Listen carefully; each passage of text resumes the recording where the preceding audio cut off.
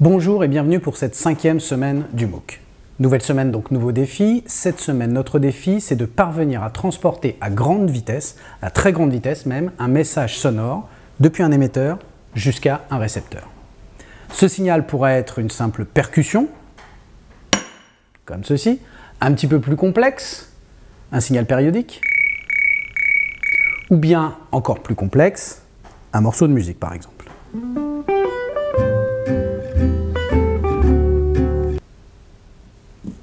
Le thème de cette semaine va donc nous conduire à expérimenter différents modes de transport de l'information, des plus anciens jusqu'aux plus récents, utilisés aujourd'hui dans le domaine des télécommunications.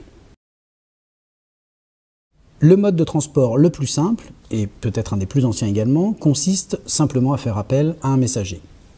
Dans ce cas, on transporte physiquement l'émetteur jusqu'au récepteur.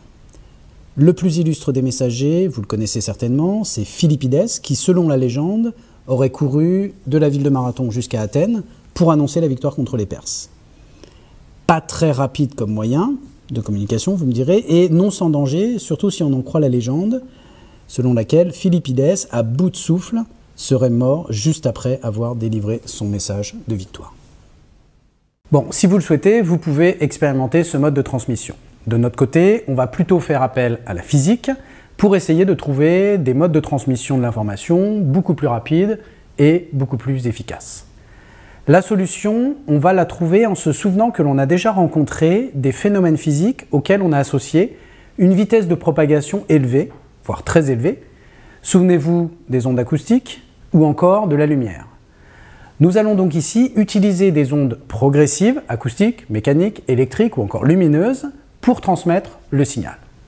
Le message sera transmis donc à la vitesse de déplacement de l'onde, sans transport de matière, ce qui nous permettra d'aller flirter avec la limite ultime de la vitesse de propagation en physique, vous la connaissez, c'est la vitesse de propagation de la lumière dans le vide, 300 000 km par seconde.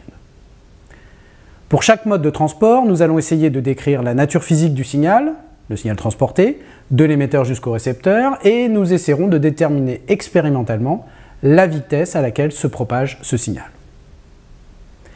Pour commencer, on va considérer le cas le plus simple, la transmission directe depuis un émetteur jusqu'à un récepteur d'une onde sonore qui se propage dans l'air. On va ensuite essayer d'augmenter la vitesse de propagation de cette onde acoustique, cette onde sonore, en changeant le milieu de propagation. Dans une deuxième partie, on va s'inspirer des réseaux téléphoniques filaires et essayer de transporter le signal en utilisant une onde de courant et de tension sur une ligne électrique.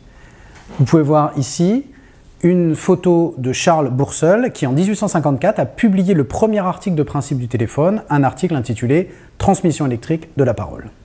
Enfin, dans la dernière partie du cours, on adoptera le mode de transmission de prédilection aujourd'hui pour les échanges de données, à savoir la transmission lumineuse. On va s'intéresser à expérimenter deux modes de propagation, tout d'abord guidés par réflexion totale dans un milieu transparent, de l'eau, du plastique ou du verre, sur le principe des télécommunications par fibre optique.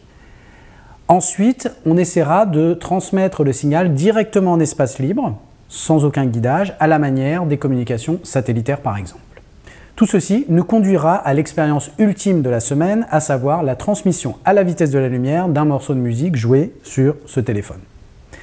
Même si on utilise ici un téléphone comme émetteur, notre système de transmission n'utilisera pas le réseau mobile et on pourra même montrer que notre solution est bien plus rapide en termes de vitesse de propagation du signal de l'émetteur jusqu'au récepteur qu'une transmission par le réseau téléphonique. Comme chaque semaine, au terme du cours, vous serez amené vous-même à passer à l'action, à essayer de nous surprendre en réalisant vous-même une ou plusieurs expériences de transmission à très grande vitesse.